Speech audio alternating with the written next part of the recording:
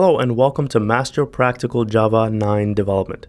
My name is Imtiaz Ahmad and I'm the instructor for this course. In this lecture, I want to give you a quick overview of the curriculum. So let's get started. In section 1, we're just going to go over the introduction for this course, where I talk about who this course is for and what you can expect to learn from this course. Anyone can take this course. There are no prerequisites. I really like to keep the no student left behind policy in all of my courses. So it doesn't matter where you are in your programming journey. If you want to learn Java programming, this course is for you.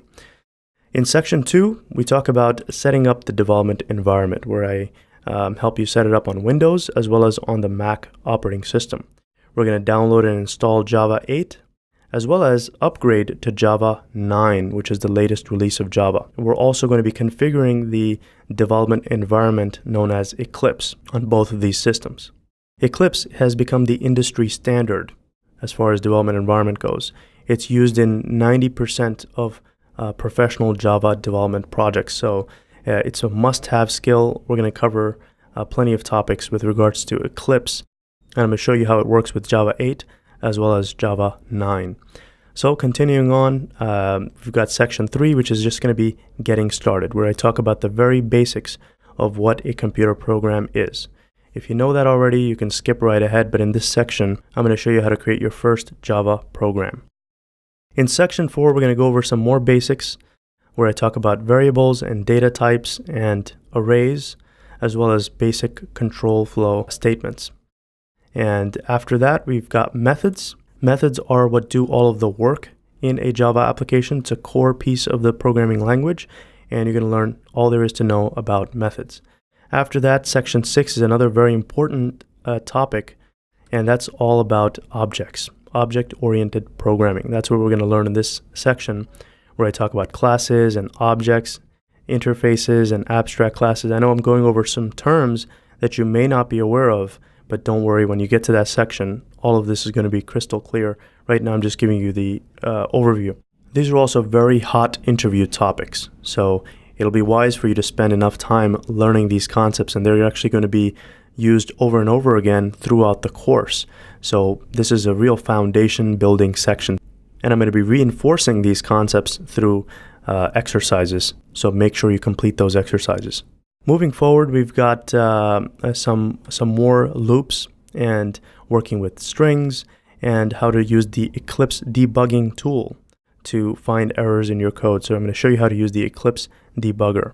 Moving on to section 8, we've got a practical project. Right? This is going to tie a lot of the knots together, where you're going to be tested on all of the stuff that you learned so far in this course. This is a comprehensive assignment that you're going to be completing. So the first lecture here is going to go over the requirement, and then the second lecture, I'm going to be walking you through the solution line by line. Definitely do not skip over this section. Take your time with it and work on the solution on your own before watching my solution.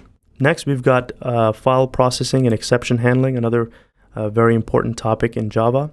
And then we're going to get into the collections framework. All right, this is another very hot interview topic, and this starts to get into the more advanced topics that you should be aware of in the Java programming language. We're going to talk about the different kinds of collections, array lists and linked lists, hash sets and linked hash sets, and how to use the comparable interface, hash maps and linked hash maps, and basically how to use the collections framework, where and when to use them. All of that is going to be covered in this section. I'm not going to let you move forward without an assignment, so that's what section 11 is about. We're going to work with practical stock market data, and you're going to get practice applying some of these collections that you learned about in this assignment. So definitely do not skip over this assignment. Practice what you're learning. That's what my motto is, and as long as you're practicing along, by the end of this course, you should feel very comfortable with Java.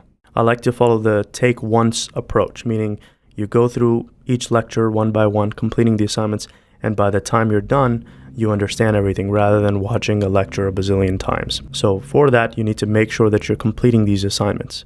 So section 12, we've got Java generics, which is another very important topic. It's considered an advanced topic, but we're going to get into all those details about what a generic class is and generic methods. And then you're going to be tested on generics in section 13, where you're going to be working on a data analytics processor, okay? The first lecture is going to go over the requirement, and the second lecture is going to be the deliverable, where we're going to walk through the code step by step. And then we get into another hot topic, which is concurrency, also known as multi-threading. And this is another great topic for interviews, and it's considered a somewhat advanced topic in Java. I'm going to show you how to start threads and do inter-thread communication and sharing data across threads in a synchronized way. Now, don't get intimidated by some of the terminology that I'm using here. I don't expect you to know it. I'm just giving you an overview. By the time you get to those lectures, I promise you all of this is going to make perfect sense, okay? And then finally, the last lecture talks about thread pools and the executor framework. Following this section, we've got the JDBC API, Java Database Connectivity, where I show you how to connect your Java application to a MySQL database instance. So I'm going to show you how to download and install MySQL, as well as some basic SQL commands so that you can interact with the database. And then I also show you how to use Java code to connect with the database and insert data, delete data, and update data using your Java application. And then the last section is section 16, where I talk about some of the new features that were introduced in Java version 9. And by this time, you'll really have enough knowledge to appreciate something called the JShell. So we're going to learn everything there is to know about the JShell utility that was offered in Java version 9.